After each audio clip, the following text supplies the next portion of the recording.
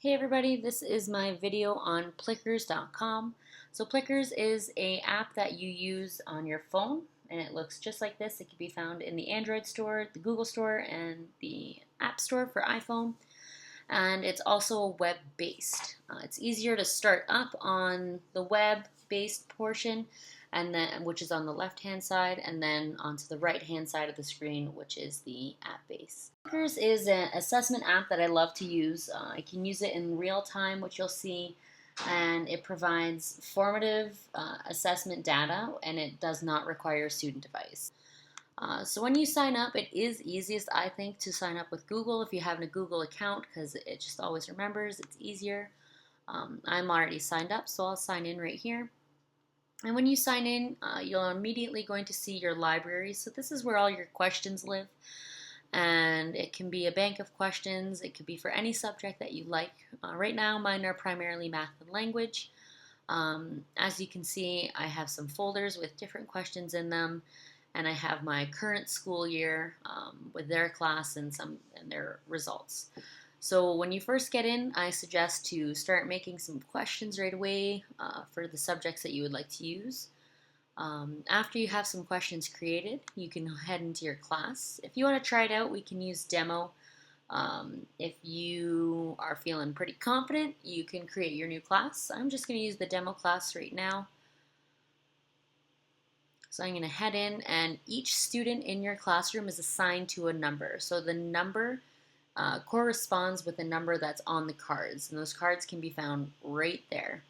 So Sally is will always get card number 1, Dylan will always get card number 2, so on and so forth.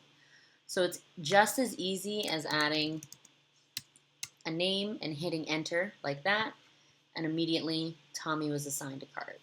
So once you have your class set up, and you have your questions in your library, the next spot, that's kind of it for what you do on the website portion other than click live view. The rest of the action is kind of done in the app.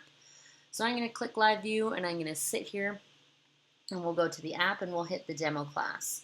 So this is what your class will look like in the app. So you can either create questions within the app or you can use the library. So all those questions that you just created, this is where they live, if it's in folders or whatnot. So I'm going to use 5 times 5. I'm going to add it to my queue. I'm going to go back and add 2 times 2, add it to my queue. So adding to my queue means these are questions that I want to ask. So now that I'm done through adding my questions, I'm not searching through my whole library of questions that I want to ask them. It's there right away. So the live view is ready, and I click the first question. And up pops the live view right there, and I say, okay, what is 5 times 5? And so as you can see, I have all my students down here, and I know that when they're scanned, theirs will check off. So right now, I'm going to go ahead over onto my computer, and I'm going to scan now. So right here on the app, I just hit scan, and my camera pops up, and it tells me right away, immediately, by the way that Sally's holding her card. As you can see, she has B pointing up. That, unfortunately, she did not get that one.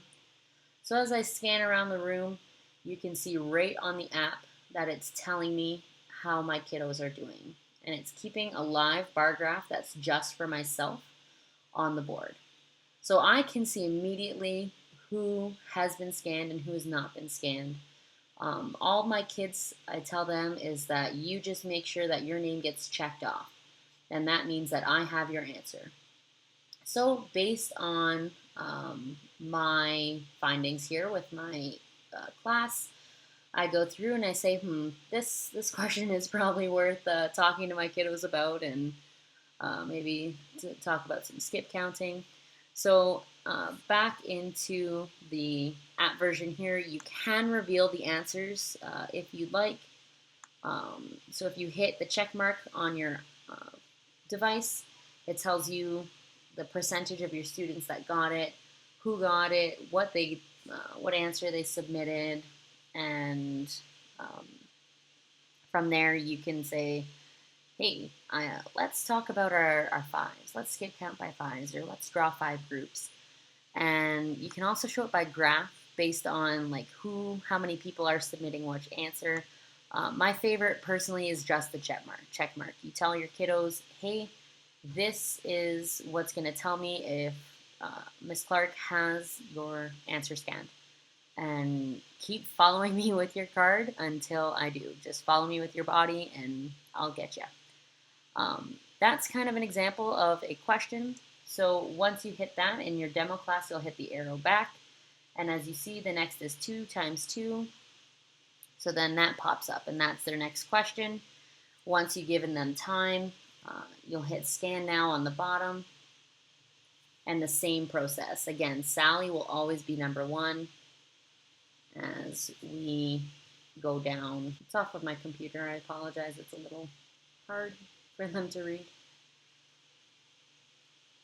And so on and so forth. You head down, and once you're all done, you hit the check.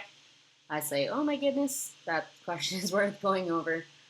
And then after your Plickers, you can go back over to your online, and you can go to reports, and it tells you exactly what we just did. So here's some of the demo class ones. Here's some from my actual students talking about types of expository writing. So if you have any questions, comment below, and I'll do my best to help you out. Thanks so much.